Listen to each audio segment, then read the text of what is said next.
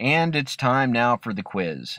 So take out a piece of paper and a pencil and number 1 through 13.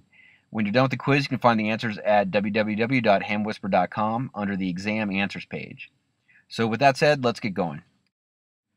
What is the maximum height above ground to which an antenna structure may be erected without requiring notification to the FAA and registration with the FCC, provided it is not at or near a public use airport? A, 50 feet, B, 100 feet, C, 200 feet, or D, 300 feet? Question 2. With which of the following conditions must beacon stations comply? A, identification must be in Morse code. B, the frequency must be coordinated with the National Beacon Organization. C, the frequency must be posted on the internet or published in a national periodical. Or D, there must be no more than one beacon signal in the same band from a single location. Question 3. Which of the following is the purpose of a beacon station as identified in the FCC rules? A, observation of propagation and reception or other related activities. B, automatic identification of repeaters. C, transmission of bulletins of general interest to amateur radio licensees. Or D, identifying net frequencies. Question 4. Which of the following must be true before an amateur station may provide news information to the media during a disaster? A, the information must directly relate to the immediate safety of human life or protection of property, and there is no other means of communication available. B, the exchange of such information must be approved by a local emergency preparedness official and transmitted on officially designated frequencies. C, the FCC must have declared a state of emergency. Or D, both amateur stations must be RACI stations. Question 5. When may music be transmitted by an amateur station? A, at any time as long as it produces no spurious emissions. B, when it is unintentionally transmitted from the background at the transmitter. C, when it is transmitted on frequencies above 1,215 MHz. Or D, when it is an incidental part of a space shuttle or ISS retransmission. Question 6. When is an amateur station permitted to transmit secret codes? A, during a declared communications emergency. B, to control a space station. C, only when the information is of a routine personal nature. Or D, only with special temporary authorization from the FCC. Question 7.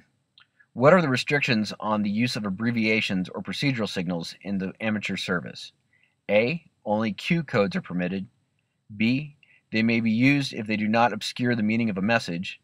C, they are not permitted because they obscure the meaning of a message to FCC monitoring stations.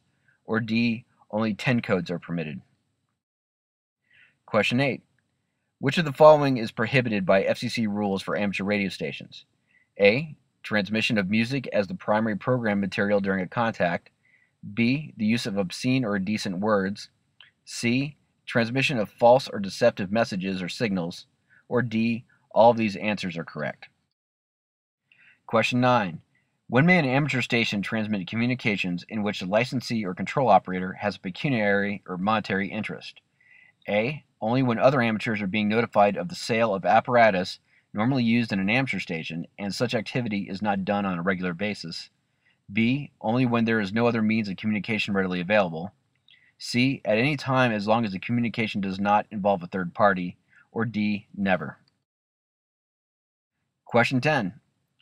What is the power limit for beacon stations? A, 10 watts PEP output. B, 20 watts PEP output. C, 100 watts PEP output. Or D, 200 watts PEP output. Question 11. How does the FCC require an amateur station to be operated in all respects not covered by the Part 97 rules? A, in conformance with the rules of the IARU. B, in conformance with amateur radio custom. C, in conformance with good engineering and good amateur practice. Or D, all of these answers are correct. Question 12. Who or what determines good engineering and good amateur practice that apply to operation of an amateur station in all respects not covered by the Part 97 rules? A, the FCC. B, the control operator. C, the IEEE. Or D, the ITU. And question 13. What restrictions may the FCC place on an amateur station that is causing interference to a broadcast receiver of good engineering design?